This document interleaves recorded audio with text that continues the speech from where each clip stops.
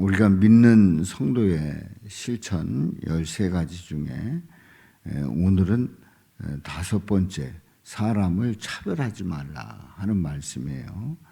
사람을 차별하지 말라는 이 말씀을 이제 요 말씀에 대해서 오늘과 내일 2번에 걸쳐서 함께 은혜를 나눕니다. 사람을 차별하지 말라 말씀을 하고 있는데요.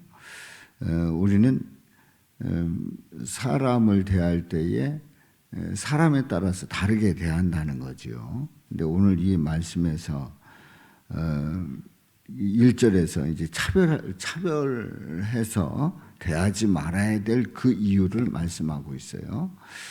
1절 상반절에 보면 내 형제들아 영광의 주 곧 우리 주 예수 그리스도에 대한 믿음을 너희가 가졌으니 이렇게 말씀을 합니다.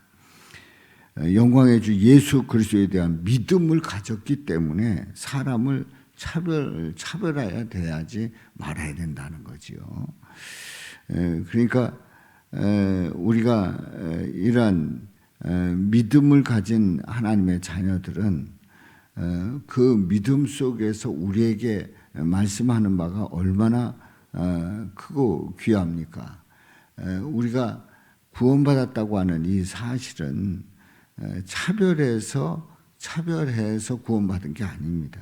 예수님을 믿음으로 말미암아 구원을 받은 거지요. 그래서 부한 자, 또 그 권력을 가진 자, 또 이름이 많이 알려진 자, 이런 자를 기준으로 해서 그런 자는 구원받고 그렇지 못한 자는 구원받지 못했다. 그렇다고 하면 이제 차별의 구원이지요.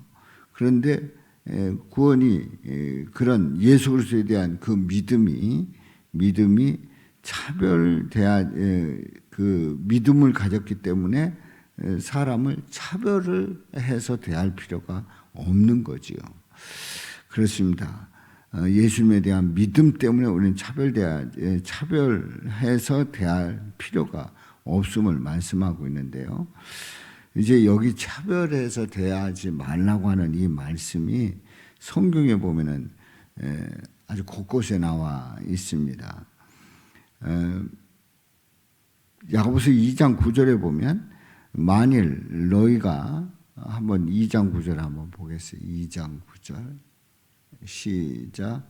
만일 너희가 사람을 차별하여 대하면 죄를 짓는 것이니 율법이 너희를 범법자로 정죄하리라. 예. 차별하여 대하면 죄를 짓는 것이다. 분명히 말씀하고 있어요.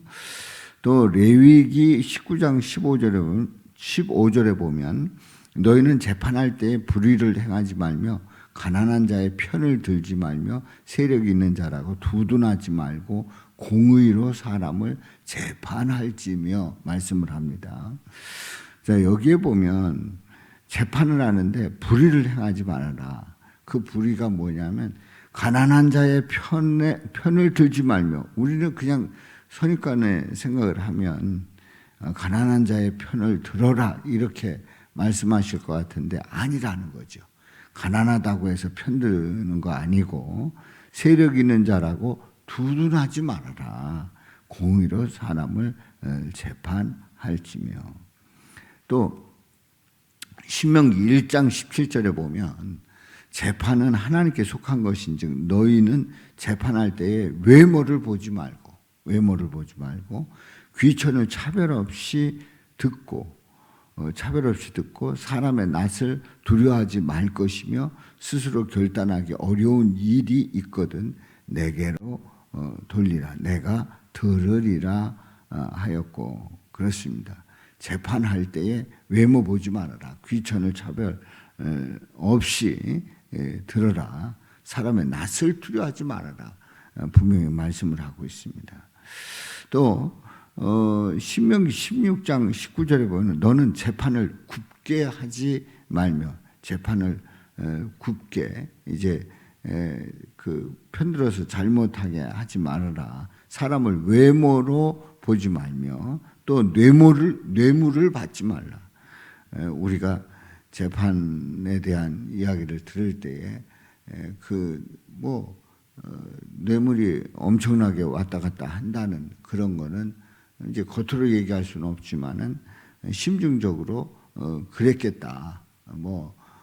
어떤 사람이 대법원에서 이제 재판을 받을 때에 엄청난 뇌물이 가가지고 재판의 그 내용이 바뀌어가지고 그 사람의 인생이 뒤집어지는, 좋아지는, 그야말로 감옥을 가거나 이래야 되는데 이제 뇌물을 엄청 갖다 줘가지고 거기에서 풀려나서 인생이 펴지는 그런 사람도 있다는 거죠.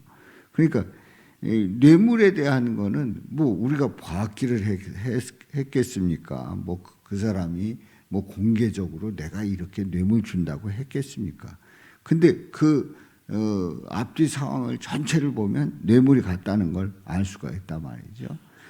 큰 재판은 그만큼 뇌물이 크게 가지요. 근데 여기는 이 신명기 16장 19절에 있는 말씀에 보면 재판을 굽게 하지 말아라. 사람을 외모로 보지 말고 또 뇌물을 받지 말라. 뇌물은 지혜자의 눈을 어둡게 하고 의인의 말을 굽게 하느니라 말씀을 합니다.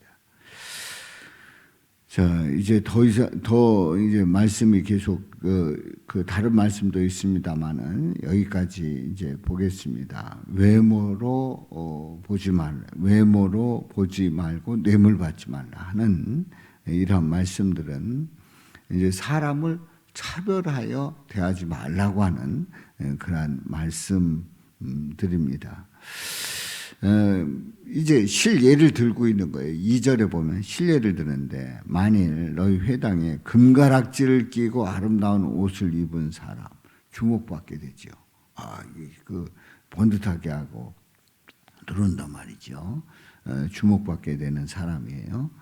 금가락지를 꼈으니까 분명히 재물이 있는 사람이고 아름다운 옷을 입은 사람이니까 그 나름대로 자신을 가꾸는 그런 사람이란 말이에요. 그런데 남루한 옷을 입은 사람, 가난한 사람이 또 들어옵니다. 남루한 옷을 입은 가난한 사람, 그건 앞에 사람과 전혀 반대되는 사람입니다. 남루한 옷을 입었으니 여유가 있을 리가 없고 또 가난한 사람이에요. 돈이 없는 사람이에요. 자, 이 두 사람이 들어옵니다. 금가락지를 낀 사람, 또 가난한 사람, 아름다운 옷을 입은 사람, 남루한 옷을 입은 사람 이제 들어옵니다. 그때에 이제 3절에 보면 너희가 아름다운 옷을 입은 자를 눈여겨보고 말하되, 이제 주목하는 거예요. 눈여겨보는 겁니다. 여기 좋은 자리에 앉으소서, 좋은 자리에 앉으소서. 그렇게 이제 말을 한다는 거죠. 근데 또 가난한 자에게 말을 합니다. 너는 거기 서 있든지 내 발등상 아래에 앉으라. 아니 그러니까 거기 있든지 오든지 말든지 나가든지 들어오든지 또 내 발등상 아래에 앉으라. 그냥 저 밑에 있으라 한다는 거죠. 그렇게 하면 4절에 있는 말씀 너희끼리 서로 차별하며 악한 생각으로 판단하는 자가 되는 것이 아니냐. 이제 반문을 하고 있습니다만은 이렇게 하면 차별되어 하는 거다. 그리고 악한 생각으로 판단하는 자가 된다. 말씀을 하고 있습니다. 요한복음 7장 24절에 보면 외모로 판단하지 말고 공의롭게 판단하라 하시니라 말씀하고 있어요. 자, 우리가 실예를 들었습니다만은 알고 보면 아무리 아름다운 옷을 입었든지 남루한 옷을 입었든지 주님 앞에 가면 주님이 보시기에는 그 마음을 다 보시기 때문에 그게 중요한 것은 아닙니다, 사실은. 그런데 인간은 외모를 보기 때문에 이제 아름다운 옷을 입은 사람과 남루한 옷을 입은 사람은 분명히 다르게 대할 수밖에 없는 인간의 한계를 보게 되지요. 그러나 주님은 상관없다는 거지요. 그 중심을 보시기 때문에 그렇습니다. 자, 그래서 5절에 있는 말씀에 보면 이제 3절과 4절에 차별해서 대하는 그게 소용없는 이유를 말씀하고 있어요. 자, 5절 우리 다 같이 읽습니다. 시작. 내 사랑하는 형제들아 들을지어다. 하나님이 세상에서 가난한 자를 택하사 믿음에 부요하게 하시고 또 자기를 사랑하는 자들에게 약속하신 나라를 상속으로 받게 하지 아니하셨느냐. 아멘. 자, 내 사랑하는 형제들아 들을지어다. 하나님이 세상에서 가난한 자를 택하사 믿음에 부요하게 하시고, 하나님이 세상에서 가난한 자 택하사 믿음에 부요하게 하셨다는 거예요. 우리 예수님께서 제자들을 선택을 하실 때에, 제자들을 택하실 때에 왕궁에 있는 부자들, 또 권력 있는 자들, 또 종교 지도자들, 이런 사람들을 제자 삼지 않았습니다. 그야말로 가난한 자지요. 그리고 세상에서 보면 주목하지 않는 그런 자들입니다. 그런데 우리 예수님은 가난한 자를 택하셔서 믿음에 부여하게 하시고, 그 믿음에 부여하게 하셨을 때 그 믿음으로 말미암아 부여함은 이 세상에 어느 것과 비교할 수 없는 엄청난 그 부여를 누리게 되지 않습니까? 그렇습니다. 제자들이 그야말로 가난해 보이고 별볼일 없어 보였는데, 제자들처럼 예수님을 가까이서 접하게 되고 말씀을 듣게 되고 성령으로 충만했을 때 그들이 복음을 전하는 그 담대함을 가지고 나갈 때의 그 부요함은 이 세상에 어느 누구보다도 부자요 부요한 자였단 말이죠. 그렇습니다. 고린도전서 1장 27절 28절에 보면 우리 예수님께서 어떻게 하셨는가를 봅니다. 고린도전서 1장 27절 28절 그러나 하나님께서 세상에 미련한 것들을 택하사 지혜 있는 자들을 부끄럽게 하려 하시고 세상에 약한 것들을 택하사 강한 것들을 부끄럽게 하려 하시며 하나님께서 세상에 천한 것들과 멸시받는 것들과 없는 것들을 택하사 있는 것들을 피하려 하시나니, 있는 것들을 피하려 하시나니. 그렇습니다. 28절 우리 다 같이 읽어봐요. 하나님께서 세상에 천한 것들과 멸시받는 것들과 없는 것들을 택하사 있는 것들을 피하려 하시나니. 그렇습니다. 우리 하나님은, 하나님 나라는 그렇습니다. 그렇기 때문에 우리는 인간이 볼 때 외모를 보고 그 외모 속에서 풍겨나는 그것 때문에 다르게 대하는 그게 얼마나 어리석은지를 말씀하고 있습니다.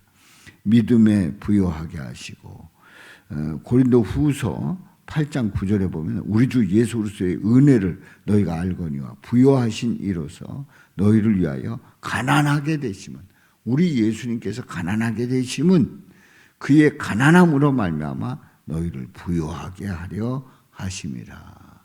아멘. 우리 예수님이 가난하게 되신 그 이유가 있어요. 우리 예수님이 가난하게 되셔서 예수님을 믿는 자들로 하여금 부요하게 하려 하셨다 말씀을 합니다. 그렇습니다. 우리 예수님이 가난을 다 짊어지시고 부요케 하시는 우리 예수님의 그 은혜를 힘입기를 주님의 이름으로 축원합니다. 또 자기를 사랑하는 자들에게 약속하신 나라를 상속으로 받게 하지 아니하셨느냐. 그렇습니다. 사랑하는 자들에게 약속하신 나라를 상속받게 하셨단 말이지요. 그래서 야고보서 1장 12절에 보면 시험을 참는 자는 복이 있나니 이는 시련을 견디어낸 자가 주께서 자기를 사랑하는 자들에게 약속하신 생명의 면류관을 얻을 것이기 때문이라. 결국은 시련을 견디어낸 자가 약속하신 생명의 면류관을 얻게 하십니다. 약속하신 나라를 상속으로 받게 하십니다. 심령이 가난한 자는 복이 있나니 천국이 그들의 것임이요 말씀을 하고 있습니다.